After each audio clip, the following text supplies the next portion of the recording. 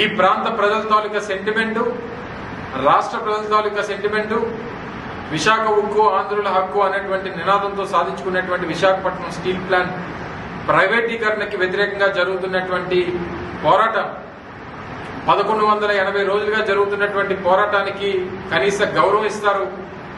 ఇప్పటికన్నా ఇక్కడ ఉన్నటువంటి ప్రజల తాలూకా సెంటిమెంట్ తెలుసుకొని తీసుకున్నటువంటి నిర్ణయాన్ని వెనక్కి తీసుకుంటాం, ప్రైవేటీకరణ చెయ్యం, ప్రైవేటైజేషన్ ఆలోచన మానుకుంటాం అనేటువంటి మాట చెప్తారని చెప్పి ఆశించాం. అవసరమైతే ఆ నిర్ణయం తీసుకుంటే అవసరమైతే గాజువాక సీట్ను కూడా వారికి త్యాగం చేద్దాం.